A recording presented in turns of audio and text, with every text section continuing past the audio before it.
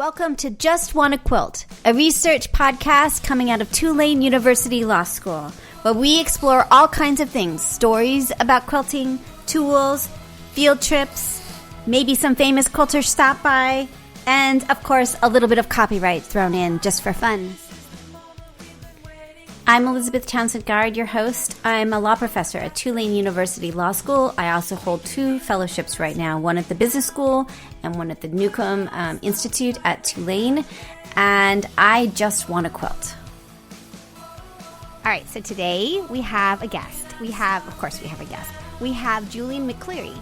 He and his partner sing on cruise ships. How crazy is that? And how awesome. But cruise ships aren't working right now. And so they turned to masks to help both their community, they live in Las Vegas, and also earn a little extra income.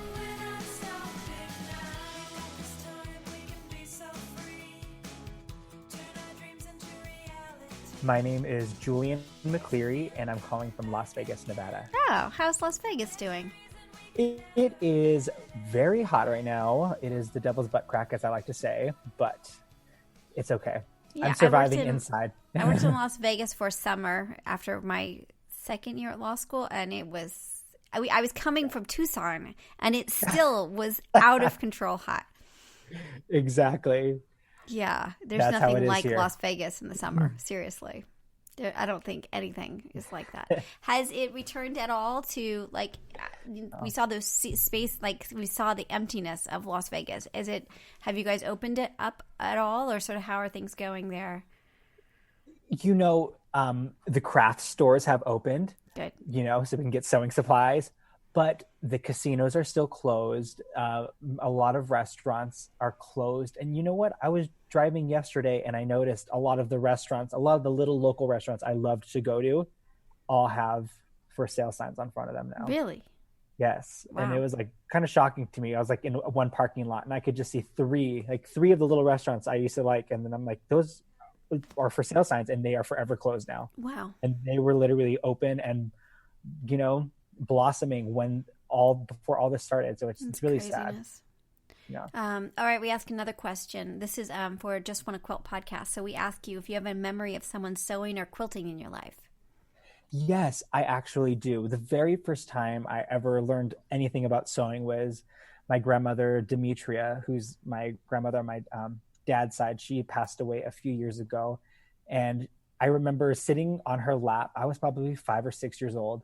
And I remember she had, I'm looking for one because I have the same thing, but the blue tin can that you keep the cookies in that ends up being the sewing supply thing. Right. And I remember having the sewing supplies in there, and she taught me how to thread a needle, and she taught me how to sew on a button. And those are the first 2 things I ever learned how to sew. Very nice. Yeah. So tell me what you've been doing during COVID-19. Sort of what was your life like before, say, in February, and then sort of how has it shifted?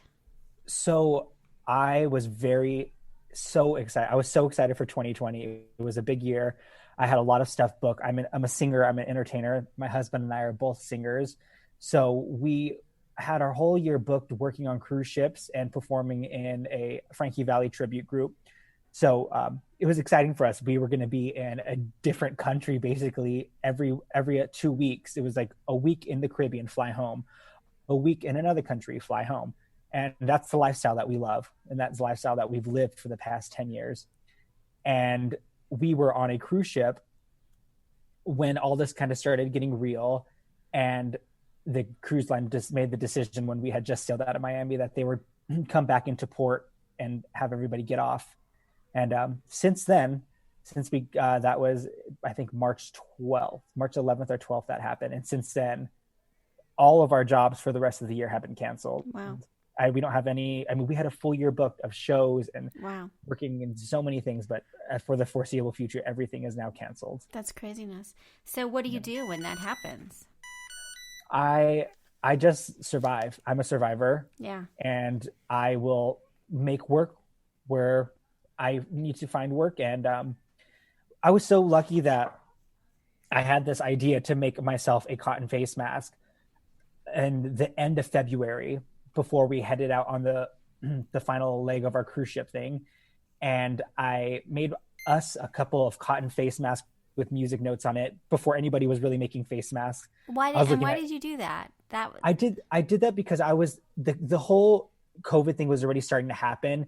And him and I already are like, when we travel with like ginger in our bag, and we travel with throat coat, and we travel with exactly essential oils, and we have our whole system, and we have, humidifiers, all the stuff, because our voice is our moneymaker. Right. That's what we're relying on.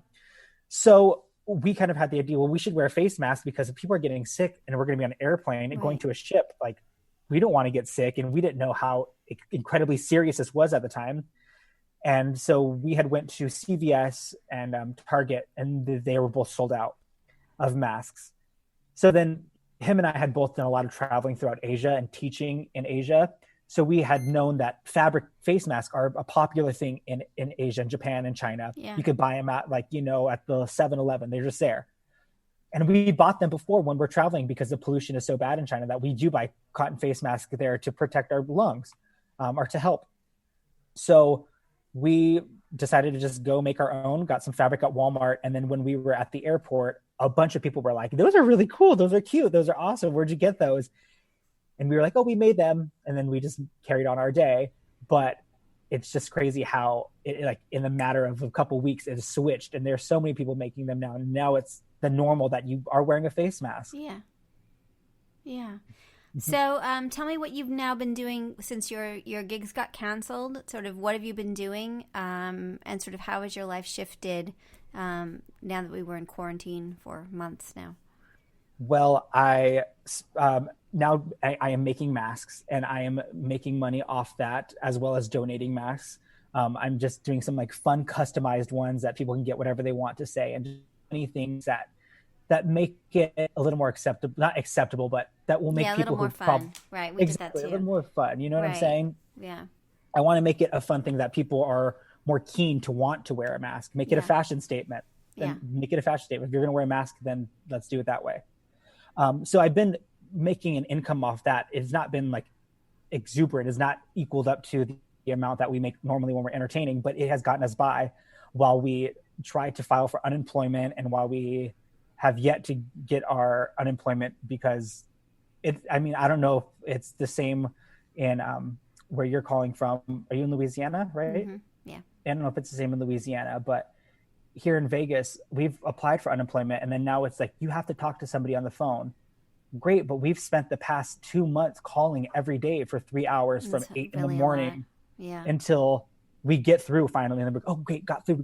Great, we're going to get our unemployment settled. And then it's like, our line is full for the day. Call back tomorrow. And then it hangs up on you. And then it's just, it's such a lost hope. Yeah. But I'm grateful that I am a survivor, and we have been able to survive and keep our lights on and keep our rent paid by making masks. Amazing. Amazing. Yeah. So what kind of masks are you making? I am making a bunch of different ones. I can show you. This is one of my first fun ones I made, is a Tiger King mask. Nice. It is like a tiger fabric with, Joe Exotic in the middle. Is it a surgical mask? And how did you get the Joe Exotic picture on the mask? So I print onto like a cotton, like I do like a white cotton. I figured out how to YouTube is a magical tool. It is a magical tool. I learned about how you can print onto white cotton by using freezer paper, and it sticks to it, and you can feed it into a printer the right way. I've been using it all like that, and now I've got a Cricut now. I've upgraded, so I started doing custom word ones. This is like a Britney Spears one that says 6 feet baby all the time. And then I made a Celine Dion one that says near, far, stay where you are. I just try to make things fun. I'm trying to make things. They're very pretty. They're very cool. So do you sell them on a website, or what do you?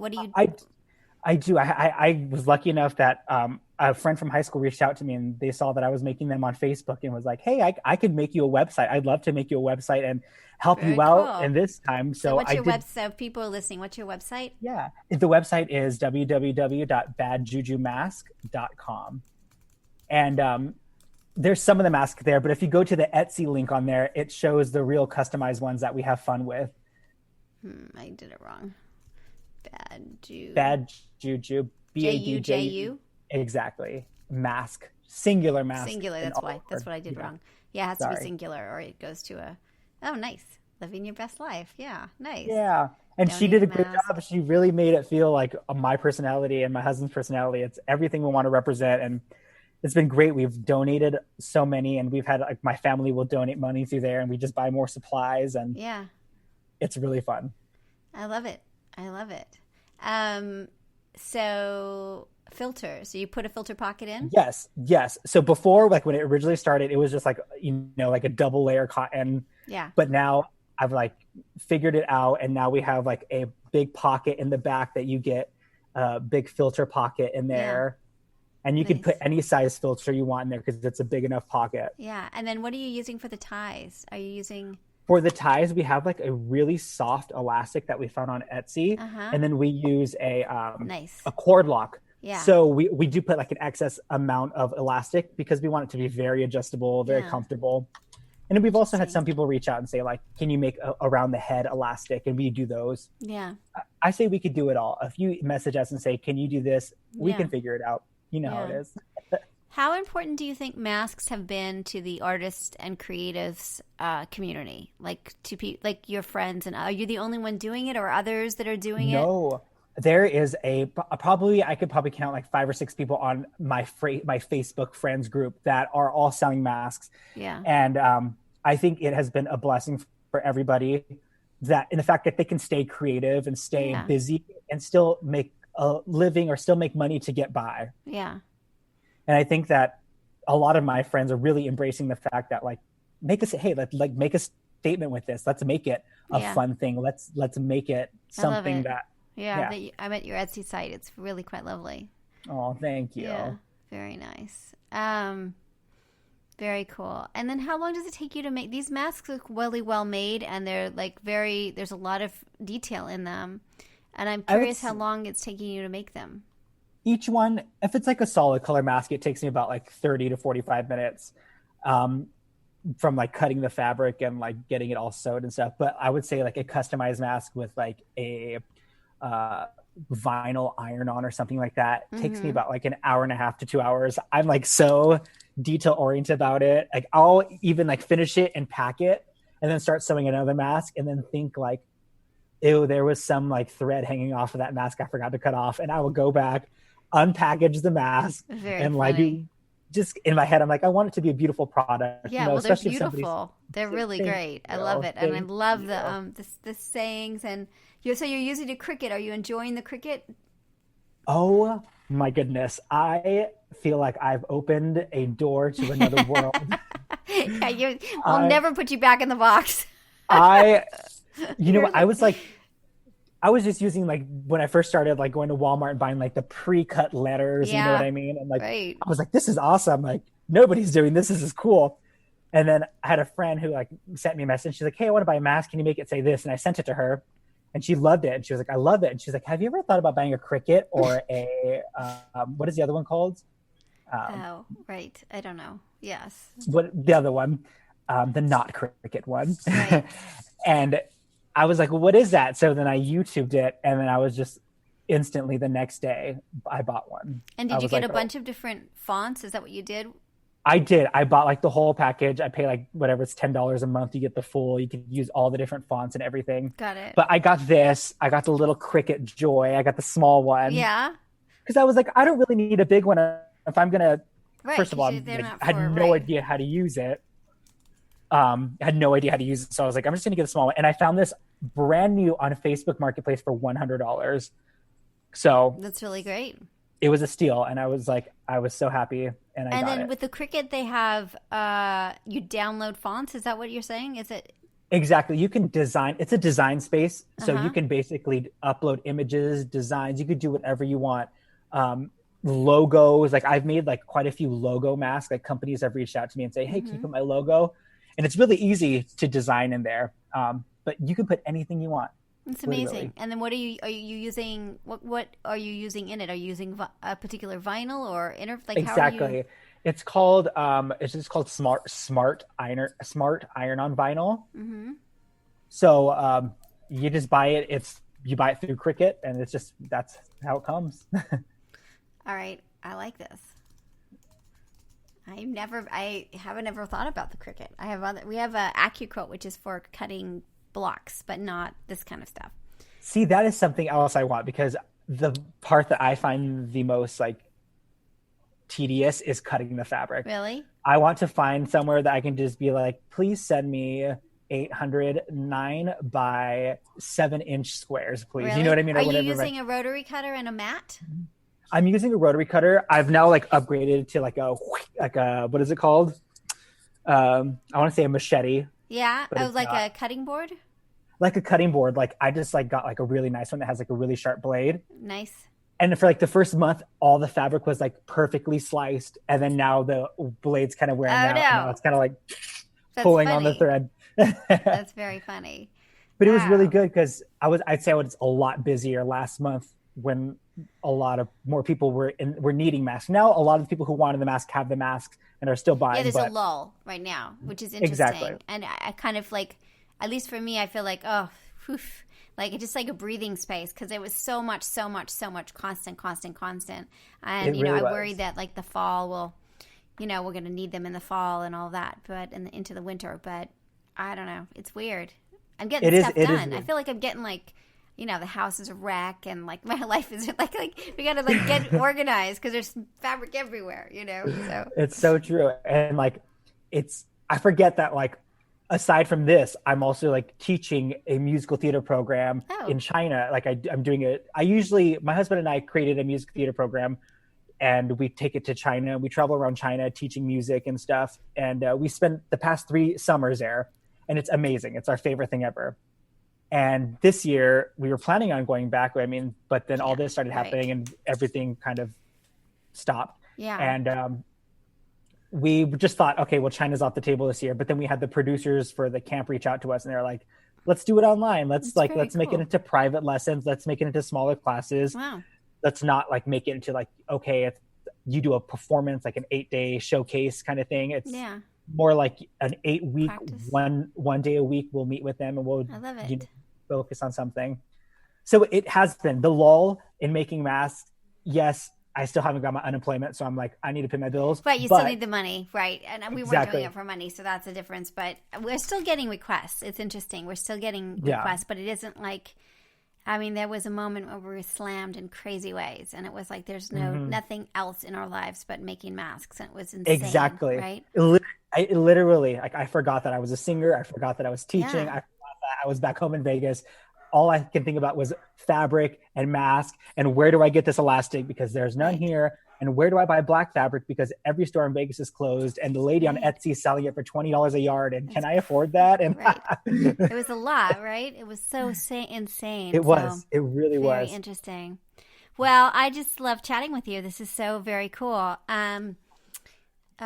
We haven't even told people, but we are creating a summit, a homemade mask summit.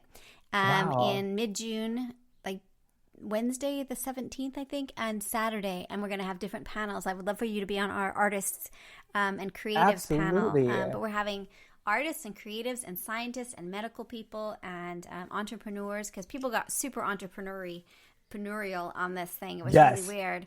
But I would love for you to be part of that. It would be really fun. That'd be awesome. I would love that. Cool. Thank you. Awesome. So we're starting to get it organized. So we'll reach out to you again. But we got it approved last week, and this Friday we're going to try to sort of have a sort of map of what we're doing, and cool. It would be great. So Oh, that's awesome. Yeah. And also we are putting together a digital archive here at Tulane. I'm a Tulane law professor.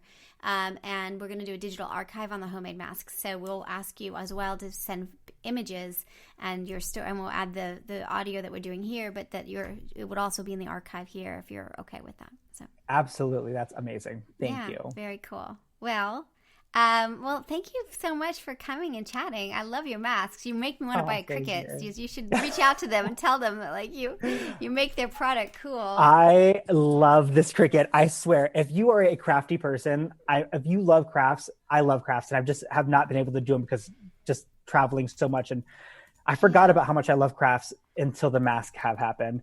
But I have not only made masks, I have made like signs for my family, like cups for birthdays. I made myself this t-shirt that says quarantine. I know, I love that. Quarantine ball change, because Machine. I like it. You have to be like a theater person to get that joke. Exactly. It is a very theater person shirt, but Uh-huh. makes me happy. Very funny. All right, so one more thing. So when you were looking at machines, the Cricut is what you went with. Is it the CRICUT, the Cricut? Yeah, CRICUT, yeah. And why? Why did you choose that one? I'm curious. Well, for the first month, I actually knew about it for only a few days. I was exaggeration. For the first few days I knew about it, I called it a circuit. Uh-huh. So I kept talking to people and like looking up circuit on YouTube and not even thinking about it until I finally watched one YouTube video. She was like, "This is my new Cricut." And I was like, great, I've been spelling it wrong this whole time. That's probably why I'm getting awful tutorials about how to use this. Right. But I don't know. That was the first thing that I just had looked up, and it's called the Silhouette Cameo. I didn't give that one a chance really, but I hear it's amazing, and I hear that you can do even more with it if you're more into designing stuff. Got it. Interesting. Yeah. But you bought the little one. Is that what you bought? I bought the little tiny one, the Cricut Joy. It's the newest one. I figured I'll buy the little one because I'm only going to use it for masks. And if I like really enjoy it and get want totally to use it crazy, for other things, you're like, birthday present. No, just kidding. Exactly. I'll be like, okay, everybody, my family, you can buy me this. Totally. You're like, this is what I must have now. Very interesting. Well, I did think I was like, if I do love it that much and I really feel the need to buy a bigger one, I can just sell this one probably for $100 that I paid for it, and then buy a brand new one or whatever it is I do. That's really great. And you think it works well? You can make the design online. It will just do whatever you want it to do. Yes, it works so well. That's so great. It works so well. The one thing is always use. It comes with like these little what are they called? Like pads. These little things that they get sucked into the machine and it cuts on top of them, and these are sticky. It's a standard grit pad, but they lose the stickiness quite fast, and that is a hard thing because then when you're like when it's cutting out the designer image, and then it'll ruin it. So, what do you do? Do you just buy more of them, or can you make them more sticky? Yeah. Well, now that Michael's opened up, I went fully prepared, mask into Michael's, and bought a new one, and they're only like $6, and they were like, and they're buy one get one half off. So I just got like 3 or 4 of them, and I'm just like, okay, I'm set for the next couple months with those. I think. Very cool. I love it. You're so cool. All right. Well, I'm so glad that we somehow our paths crossed, and let's keep playing. I'm so glad too. And this is cool. This is very cool. Awesome. Yeah. All right. Fabulous. Are you okay with us posting this? Absolutely. Yes. Of course. Cool. Please do. I will send you a link when we do. It'll take a little while to probably by next week we'll have it up. So it'll take us a little time to process it. Oh, cool. But no worries. Awesome. And I think it was your student or maybe somebody who reached out. They saw Haley. Mm-hmm. She saw the video of me singing online because I was singing and making masks. And so nice. Yeah. Tell her thank you for reaching out. I will. And are your gigs coming back? Like, have you heard from what's happening with the cruise industry? I mean, some cruise ships are saying they're jumping back in starting in the beginning of August, but who knows? Who knows? I'm worried. I am worried. Yeah. I know a lot of my friends are like, who worked on the cruise ship for like a while in the cast to stay on for like 7 or 8 months. Yeah. They have been sent home, and a lot of them are like, we're not going to go back. Because it's too scary. Yeah. People are just like, I don't want to, it's too soon. Like, it's not like, well, there's like no vaccine yet, first of all. So people are like, that's already the scariest thing. And we watched people get stuck on the machines. So it's, on the boats. So exactly. That's very scary. Yeah. But who knows? Because with all those people who are scared, there's the other half of people who are like, who cares? No mask. Get me on a ship. And it's so weird, right? I don't understand. And how did it get political? That's what I don't understand. The mask thing was so great because the first 2 months, there was no politics. Everybody was freaking out. Everybody needed masks. We were doing it. It was amazing. It was great. And now suddenly, it's all political. Exactly. You know? And it should have nothing to do with. It has nothing to do with. It's safety. It's just. It is safety, and it is like. I think Dan Levy from Schitt's Creek made a statement the other day, and it was very relevant. Like, think of it as a simple act of kindness. Yeah. Like, don't think about it as a selfish thing. Think about it as like, I'm going to put this mask on because I don't want to get this cashier sick who is forced to work right now. Like, if you think about it like that, how can you say no? How can you turn it into a political thing? Yeah. And to the people who are turning it into a political thing, like, check yourself. Seriously. Now I see people and it's like, I know their politics on whether they're wearing a mask or not. And that's just like ridiculous, Exactly. No, I don't understand. Yeah. And the cruelty, I don't understand the cruelty either. It doesn't make any sense to me. I mean, the opportunity to be cruel in a time. And at the same time, the first 2 months, people were amazing. All the free performances out there and like all everything. that kind of, it was so great. And now it's just a little bit weird. So I don't know. I agree. But maybe that's to be expected. I don't know. I guess we're just going to have to live and learn because that is our only choice now. Right. We just got to do our best. Yeah. Well, as I said, so much fun chatting with you. Such a keep pleasure. in touch and we'll chat more about the conference shortly. Thank you again. Absolutely. All right. Thanks for reaching out. All right, I'll talk to you later. Bye. So you've been listening to Just Wanna Quilt, a research podcast coming out of Tulane University Law School. And I'm Elizabeth Townsend Garr. If you like this podcast, keep listening. Also, we have a Facebook group. Come join us. We talk about a lot of things. We also have an Instagram account. And of course, most importantly, I really hope you get a chance to quilt today.